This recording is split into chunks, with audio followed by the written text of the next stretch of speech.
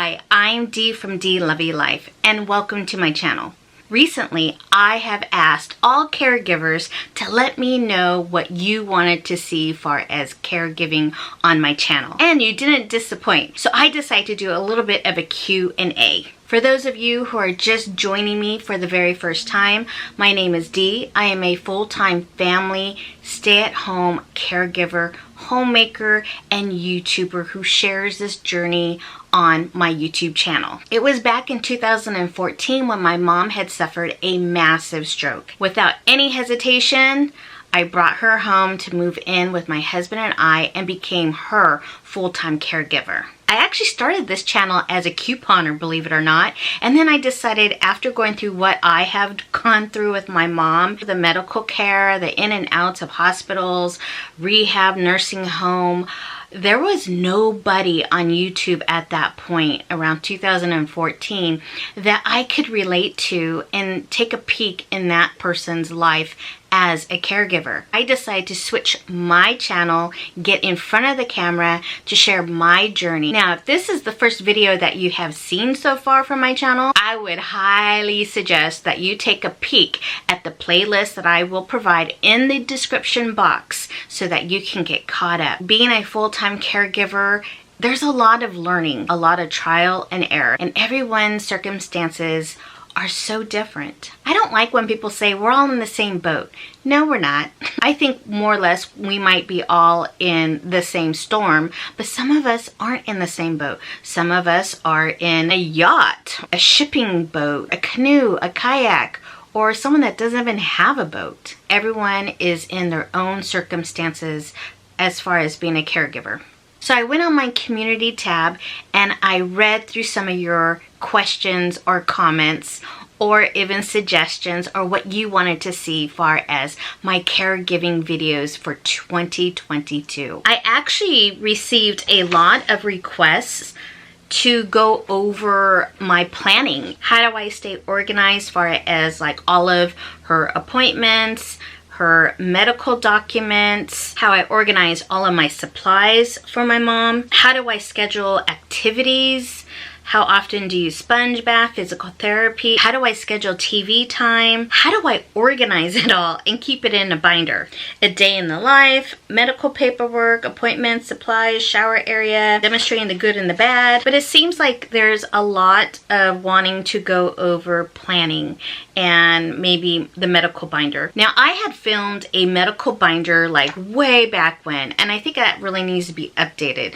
But I still have the same binder only because it works. It definitely works. I don't know if you're a full-time family caregiver like myself who is at home 24/7, or are you a part-time? Do you share it with somebody else? Is your loved one bedridden, not bedridden, in a wheelchair? Do they do physical therapy? Are they in rehab? In 2022, I'm going to try my best to go over all of these for you. So let me answer a couple of questions here that I can do right now. Someone had asked, what are my feelings on getting help from an outside caregiver? Getting a 2022, I'm really not too sure how I feel. I feel like last year, the last 2 years have been pretty darn scary, and I haven't really let anybody else into our house. It's been a very long time since I've had any help as far as another relief as a caregiver or even outside outpatient physical therapy.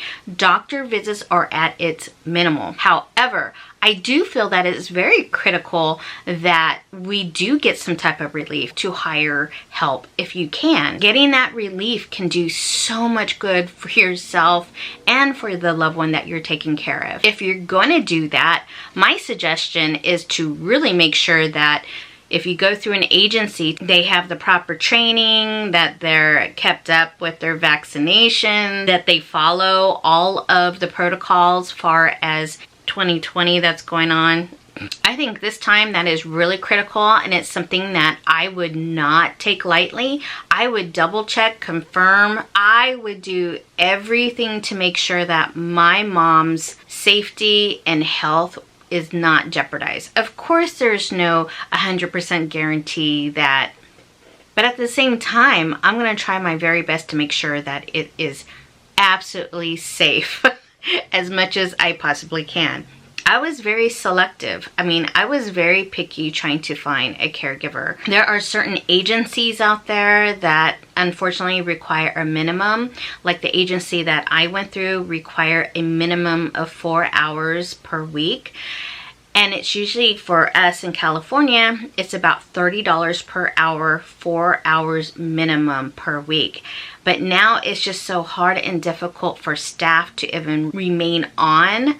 So now they're trying to see if they can do like a minimum of 6 hours a week. They really would like to get the whole 12-hour or 24-hour shift, if that's something that you're looking into as well. But if you do find one, make sure that you really know the schedule that you want, how many hours that you can afford, how many hours that it's really going to be productive for you, depending on if you need one full day, an entire day, like maybe 8 hours. Know the hours that you want that person to go to, either from the morning to like maybe midday, or maybe you want someone from the afternoon through maybe late at night. Something that can work with your schedule. I feel like once you make that schedule with that caregiver, you're kind of pretty much committed and locked in for that schedule. So for me, for my caregiver, I had one day a week, and I had her start from 10 a.m. and then she left at 3 p.m. on every Wednesday. So I made sure I had that 10 to 3 window to do either my errands or just take a day for myself, go have lunch with my girlfriends, have coffee, whatever you may be. It might even be just taking a nap undisturbed. What? Really realize what you want, what you're looking for. Have a list of the routines and duties, and don't be afraid to even ask. Go for it, because that's what they're there for. They're to help you and your person out, and whatever your person might need. Make sure you're aware of the areas that they can help you do. Like for me, I would I would have a list every time she came walking in my door, or if she was able to do. And that's basically doing my mom's breakfast. That means doing the dishes. That means starting and finishing her laundry. That was to dust her area. That was to either wipe down all of her toiletries and stuff like that. That's restocking all of her supplies, maybe organize that area, maybe read a book with her, sit down and just talk to her, maybe have her or he do writing skills with them, whatever it is. One tip is to grab one of these notebooks. It doesn't have to be a composition book, but really any type of notebook would be really helpful to keep somewhere that they can grab, that you can grab. Have them write down what they did while the time that they were caring for them. Say at 10 o'clock, fed breakfast, and then they'll put down what they gave them. If they administered medications, tell it what time is documented somewhere. This way, when you return back, you can take a look and see what type of activities that they did with them. If it's not the same caregiver, maybe you have a fill-in for another day or another week. They too can kind of take a look and say, oh, okay, so now I kind of know what I should be doing. Because sometimes, you know, they kind of need ideas of like, well, what did the other caregiver do? Oh, they played bingo. How fun.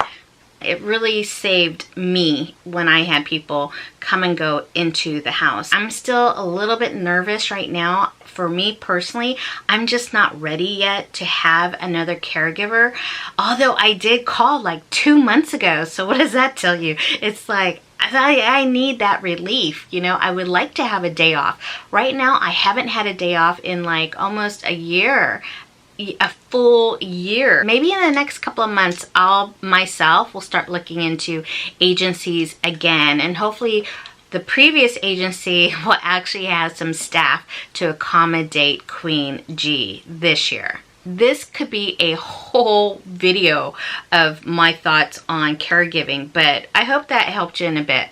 Okay, how do you organize supplies? We have medical supplies like diapers, wipes, gloves, cleansers, ointments, and more. It can get overwhelming, especially when we get the shipments in. I bet. I totally understand what you mean. And I think for that would be a great video, I think, to show how I organize my mom's area. Just like anything, for right now, do what works. If it's creating bins, I have an older video where I showed that I had purchased like wicker baskets.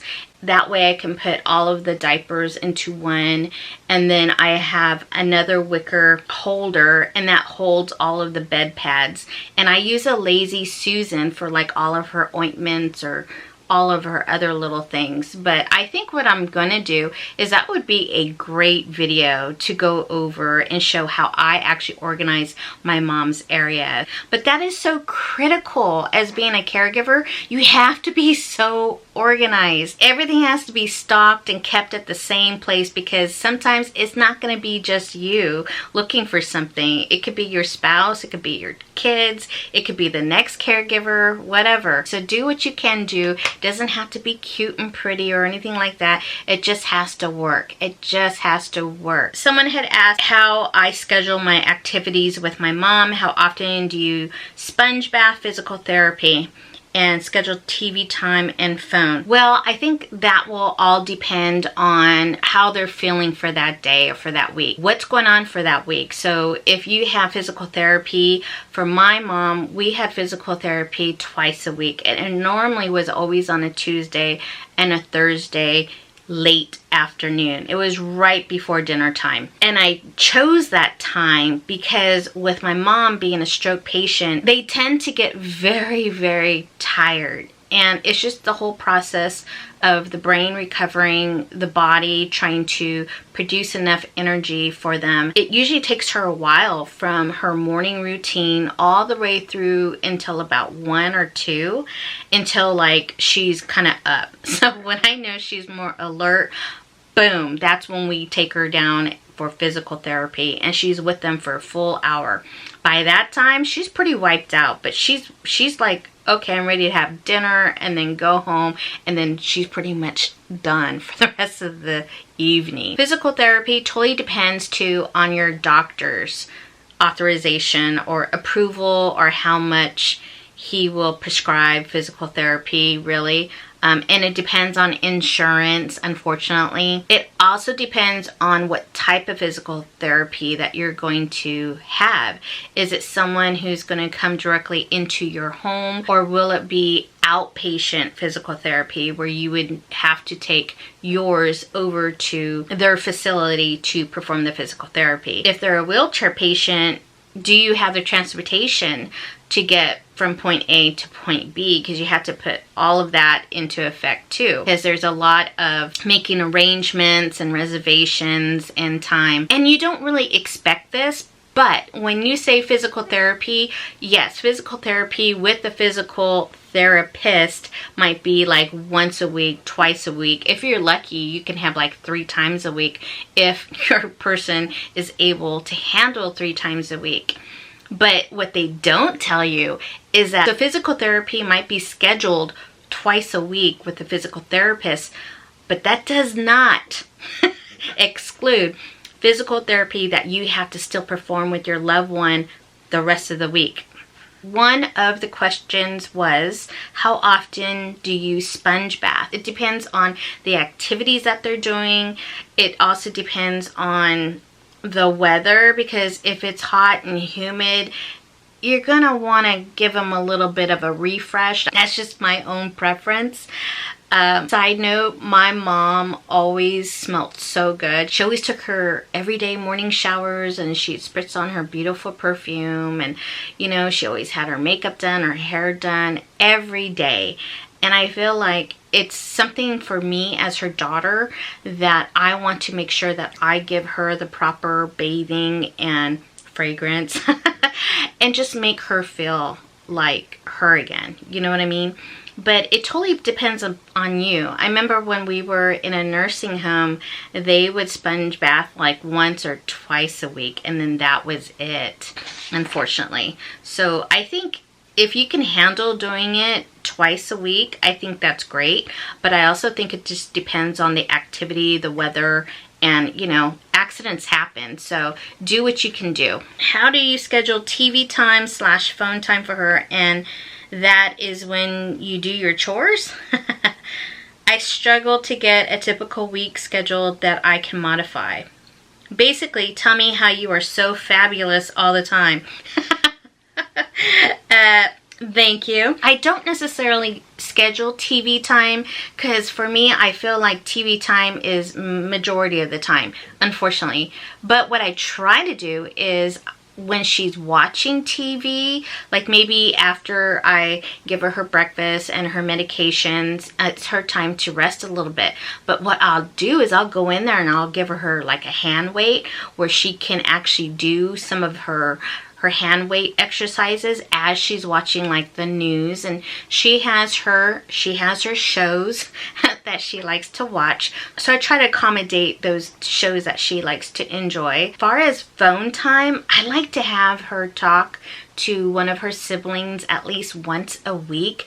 Either they'll call or we'll call them, as well as FaceTime. FaceTime is just like, that has been wonderful for my mom. My sister and my nieces, they'll FaceTime grandma, you know, and it just makes a world difference. So I try to do that as much as I can because that just lifts the spirits so high. Because unfortunately, as a caregiver, you'll notice that those phone calls and visits kind of dwindle down as time goes by, unfortunately. So definitely, if you can arrange or schedule more phone time for them with family or friends, I think that would be a huge benefit, not only for them but as well as for yourself. Because when I get my mom on the phone with either my sister or one of her sisters, as they're talking, I can stand by, but that'll allow me to like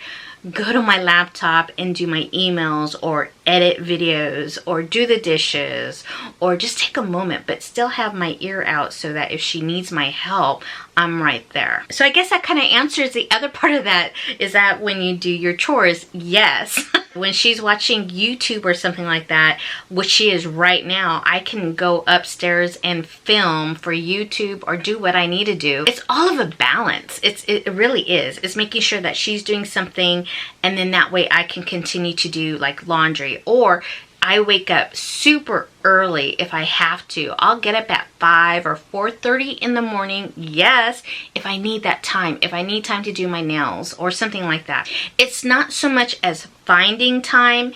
It's more of making time. If you have to wake up super early just to get a heads up on your laundry or your bills or something like that before your loved one wakes up, make that time. Make that time for yourself. If you need to take a brisk walk, you need to have that coffee time by yourself, then wake up. It'll be so worth it.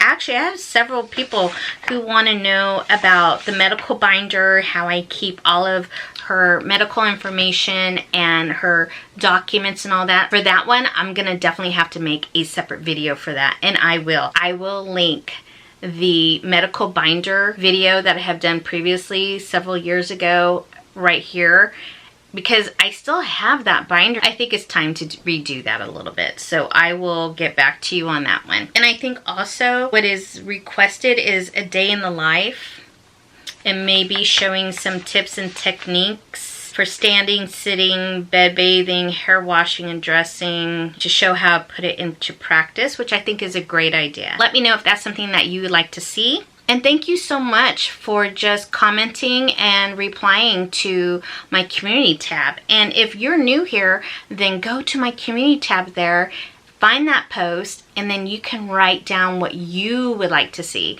in this year 2022 on my channel. If you haven't checked out the rest of my videos on my channel, like I said, I am a total variety channel. So I show vlogs, which also include Queen G, my mom, who I care for. There are lots of different glimpses into my caregiving routines and life, and just the interaction that I have with my mom. And I think it also shares and proves a way of how, as a caregiver, we can try to balance it all. It's a tough job being a caregiver. I'm not gonna lie, this is probably the most toughest job I had ever done in my entire life. Trust me, I've had some very stressful jobs. And I think it is just so important that I share. There is a way to make it work in a positive, loving way. So I hope you check out some of the videos on this channel. And I hope you give me a like, comment down below, subscribe if you haven't, and I will see you on the next one. Bye!